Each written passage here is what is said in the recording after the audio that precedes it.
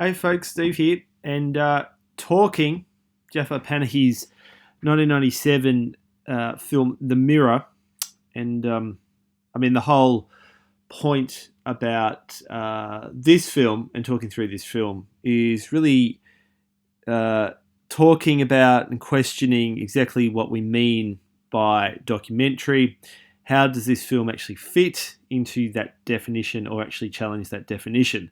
And what I'm really interested about with with with all these definitions that we've been looking at through what is a documentary, how do we define documentary, isn't necessarily things neatly fitting into them. It's actually things challenging them, and that allows us to develop our own understanding of what we actually mean by a documentary. Now, Panahi is just a bit of background to him. He's currently banned from making movies.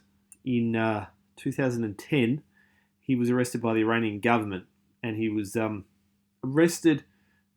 jailed for 6 years, even though he was given house arrest, and banned from making movies for 20 years. And, that's horrible, but he's already made kind of, in this ban of no movies, he's actually made 3 movies. So he's not very good at not making movies. And the Iranian government are clearly not very good at Panahi not making movies. All of his films are interested in documentary, but they're very documenting real things, but they're very interested in rethinking the form of what the film is, if that makes sense. So when he's making a documentary, he's really interested in the very idea of what is this, what is a documentary. When he's just making a film, he did a film called This Is Not a Film, right? And that was the first film he did under his house arrest. And the government kind of gave him these rules of, this is what a film is and this is what you can't do. A film being with actors, with cameras, with, this and that. So what he did was he shot a film in his house when he was under house arrest on his mobile phone, where he was talking through a film that he wanted to make. And he was also talking about being under house arrest and things like that. Anyway, then he snuck that film out on a USB and sent it to the Cannes Film Festival in France, and he actually won an award. I forget what the award was, but he won an award there for that film. And the whole point of that film was making a film that isn't a film, like kind of questioning, well, actually, what is a film and how do we define a film? And that's more broadly, but he's also, in a film like The Mirror, interested in questioning what is a documentary, how do we watch a documentary, and things like that. Another film that he's done, which is a kind of a companion piece in a way to The Mirror, is a film called Taxi, which he released a couple of years ago. Another film he made when he wasn't meant to be making movies. And that film is really terrific also. And I highly recommend that you have a look at it if you can get hold of it. It's probably one of his more accessible films. Now, he's a terrific filmmaker. So Taxi 2015, and his sort of famous films, I think, would be the ones he made, a couple he made before he was arrested, which is The Circle, which is terrific, but my personal favourite is Offside. And, again, he's sort of depicting real people in, sort of dealing with real kind of issues that they have to face. But in Taxi, and the reason I'm mentioning it is he's driving around in a taxi and he's kind of playing himself, but he's kind of playing a taxi driver, right? And some of the people who get in are actors, and things have been set up and the scenes have sort of been staged in a particular way, even though they're playing a real person, if that makes sense. Where other people are just unsuspecting of the whole thing. They get in the cab and they just start telling Panahi all about their woes and their life. And the whole point of the film was making a documentary that was part documentary and part not documentary. The film has been called docu-fiction, and perhaps that's a way of thinking of this film, docu-fiction. And the docu-fiction is different to docudrama. The docu-fiction is the combination of documentary and fiction. This term often meaning kind of narrative film. And it's an attempt to capture reality that simultaneously introduces unreal elements or fictional situations in narrative in order to strengthen the representation of reality by using some kind of artistic expression, right? So I want to think about that term, docu-fiction, when we're thinking about The Mirror and watching The Mirror and discussing The Mirror, because The Mirror certainly uses ideas of docu-fiction across its narrative. But let's talk a bit more about that. Now, the thing about The Mirror is this. Excuse me, I'm just going to have a sip of my green tea. The thing about the Mirror is for the first 30 minutes, it kind of plays like a fiction film, right? Where it's about a girl and she's trying to get home to see her mum.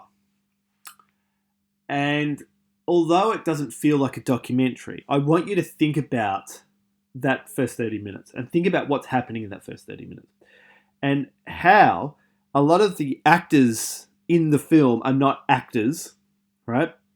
A lot of what you see is just actually a day in the life of, this community, right?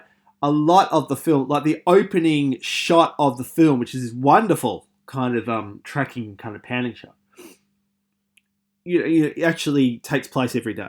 So it's not as if everything is being staged and you're watching a film, which is everything is fictional and that's been set up for this movie. Panahi is very interested in taking the real and fictionalizing it, but fictionalizing it to bring attention to the real. Okay, now, so you're about 30 minutes in, and it's a good film, right? 30 minutes in, you're in it. And then, about 30 minutes in, the central character, Mina, she looks in the camera. She's told, don't look in the camera, and she just cracks it. She says, I don't want to do this anymore. I don't want to act. I'm done. And she storms off. And then the filmmakers, Panahi, who's actually now being heard, he's like, what do we do? And then she refuses to get back on the bus. She refuses to continue the film. The film at this point changes from 35mm to grainy camera, but I'll talk about that in a couple of seconds. I think that's really important in the look of documentary. Then Panahi is told, then she storms off, so she's gone. And then Panahi is told by his assistant, she's actually still mic'd up. So he says, all right, let's follow her. So then they follow her.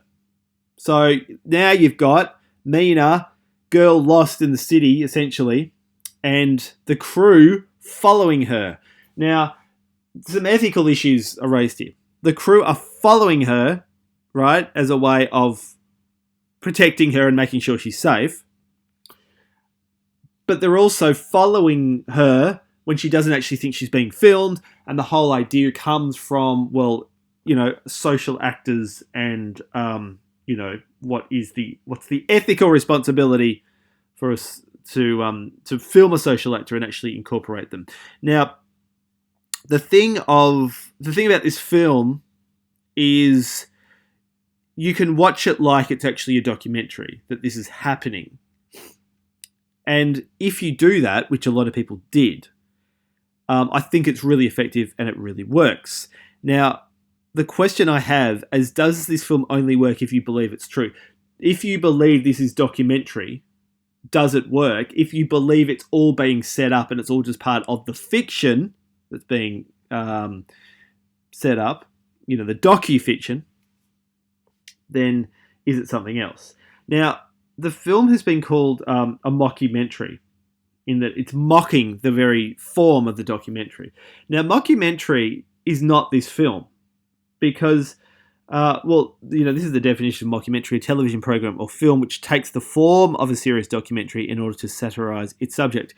That's not this film. Like one of the most famous mockumentaries is Spinal Tap, and there's a great story which I hope is true, where Liam Gallagher, Oasis's Liam Gallagher, was watching This Is Spinal Tap, and about halfway through, he stood up and he said, "This band is shite," and he walked out, not realizing it was a mockumentary and Spinal Tap weren't really a band.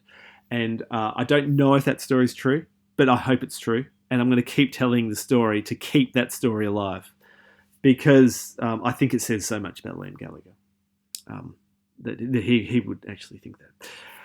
Anyway, it's not a mockumentary because the film actually changes form. By actually going from fiction to documentary, it's bringing attention to its very presence. Now, a film like This Is Spinal Tap is mockumentary from the start, right? It doesn't actually change genre or mode or anything like that. This film does.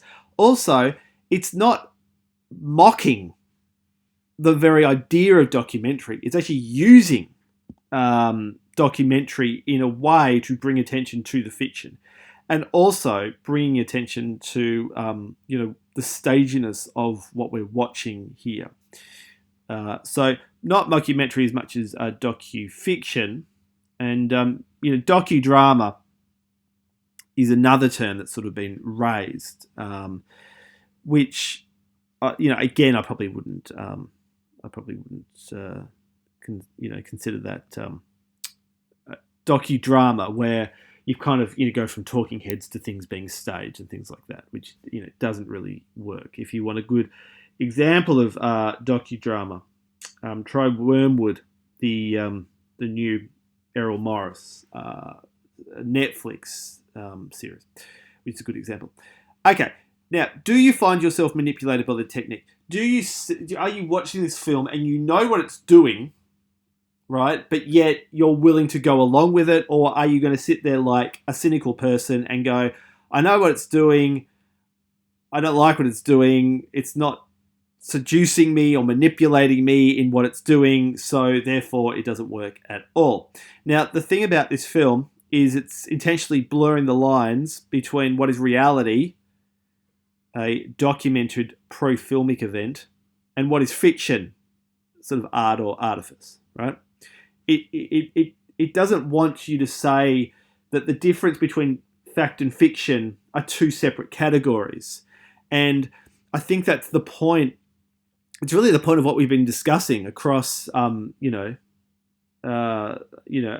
different aspects of documentary, in the way that the film, or the very form of documentary, is not categorically separated from fiction.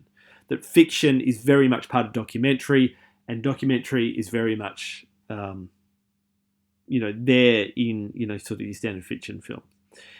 And that's definitely worth talking about. And, like I said here, it's clearly a mockumentary, fiction, and documentary all in one, even though it's never clearly any of those things. And even when it's not documentary, it is documentary. And even when it's documentary, it seems to be based very much in staging and fiction and things like that. And you might want to think, I mentioned El Morris, but, the Thin Blue Line would be another example of things that are being staged to bring attention to fact and things like that.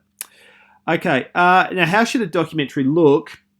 And what's interesting about the film is the film looks beautiful. It's shot on 35mm film, and that's how it starts. And then what happens is once Mina says, "I don't want to act anymore, I'm done," the film cuts to this grainy video footage.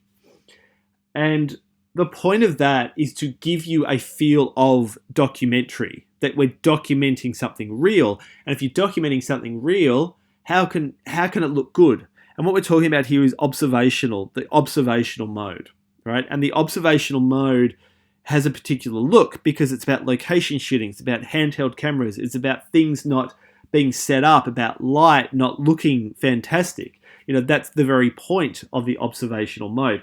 And think about the way that this film plays around with that, right? The way that it uses handheld cameras, the way that it uses long takes, the way that it uses the direct sound from Mina's mic that she has on her when she disappears.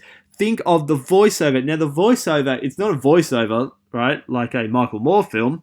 It's actually Panahi narrating what he's going to do next. So it's very much, a film like that. There are no interviews in this film. Like, it's not like you're cutting to Mina, after the fact, talking about it. And now the documentary maker's presence is hidden, even though it's not in this. So it's not entirely, observational. Because the thing about the filmmaker is he's talking about the process of making a movie.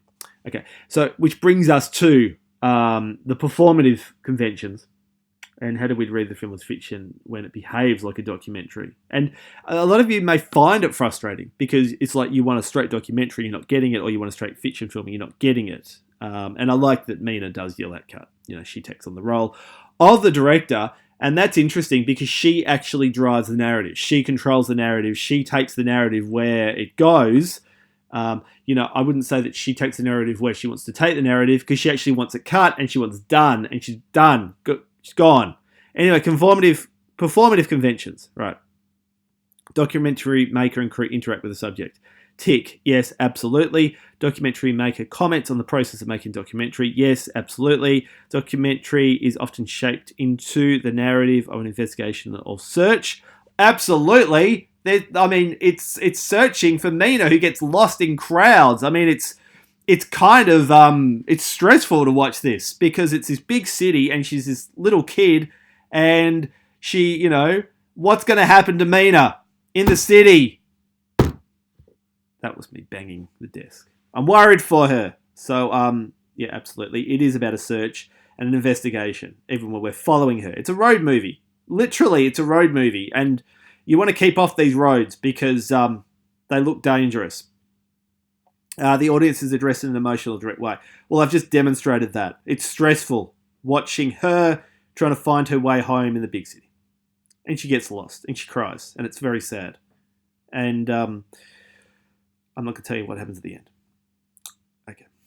Subject matter often concerns identity, gender, sexuality, rather than factual topics. Well, yeah, absolutely. Panahi, he's really interested in, females in their communities and the way that females are often repressed and suppressed from their community. Offside is a terrific movie, which is actually about a soccer match, and these two girls want to go to the soccer match. And in Iran, females aren't allowed to go to the soccer, which is football. So they dress up as boys. So, he's constantly playing around with ideas of gender. The Circle is another one. And, this is about, it's actually about a girl. And, he's really interested in that very idea of what happens when you get a young girl lost in the city and how does that play out with it. Okay. Reflexive conventions are also very prominent here, and they borrow techniques from fiction film for an emotional, subjective response. That's the point of this film also. It's to actually use what we have in the fiction film toolkit and use them in a way for documentary and vice versa. And Errol Morris, I'll reference him again. He's always played around with those ideas. Emphasize the expressive nature of film, anti-realist techniques, reenactments, expressive lighting, dramatic music. Think about that. You don't get any of that, but think about that. Think about the way that it's not reenacting anything because everything sort of seems to be happening live. But think about the sounds of the city and how that's creating this cacophony of chaos, which, sort of building the tension. And I'll leave that there. Okay, just finally, I'm interested in sort of whose ethics are on display and are being discussed here. And, the filmmaker's ethics, I mean, the very much the idea of a filmmaker saying, well, that person's mic'd up, so let's follow them and let's do that. What does that actually say about the filmmaker? Even if it's not fact that this is a film about a filmmaker following her, right? What does that say about Panahi? Panahi, the character in the film, as much as Panahi, the actual person, Panahi. Now, is Mina a social actor or an actor? How do we assess her performance? And that's something that is sort of it's difficult because some people have said, "Oh, terrific! She's absolutely terrific," and it's a matter of because you kind of get two different sides of it when she's playing the role and when she's playing herself playing the role. How do we watch the film as fiction when it's relying on documentary conventions? And do you like that? Do you find it frustrating and things like that? The idea of following an unsuspecting social actor, how do you feel about that as an ethical audience? And what is your response as an ethical audience? And do you is the film asking you to behave in a particular way? And I actually think the film is just saying, be nice to people. If you see a kid in the city, just be nice to them, right? Give them a helping hand if they need it. And not that, there's lost kids all over your city, but, even if you see a lost person or a person, I think that's the message of the film. I could be wrong, but that's the message I'm taking from the film, and I think that's not a bad message to have. Even though if that's not the message of the film, and that's how I'm interpreting it, I don't think that's necessarily a bad thing. Is the film effective and successful? Okay, how do we assess that? What's effective about it? What's successful about it? And just finally, who is betrayed in the film? Is Mina betrayed by them following her, the character? Are we betrayed because we kind of sold this idea that it's documentary when it's not? We're sold it's fiction when it's not. What's going on with that? Okay, I'll leave it there.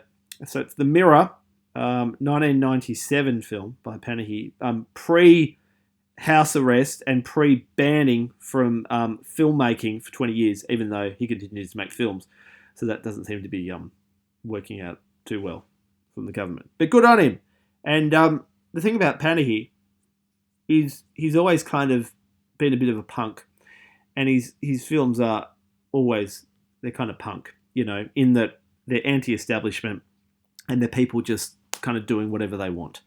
And here you have the central performance where when she doesn't want to be in a film, she doesn't want to be in a film, and it's terrific to watch. Just her, her willingness to literally create her own path to find her way home. And I like The Mirror a lot. I like this director a lot, and I look forward to discussing this film and this director and all things documentary with you, and all things docu-fiction with you. All right, I'll leave it there, and bye for now.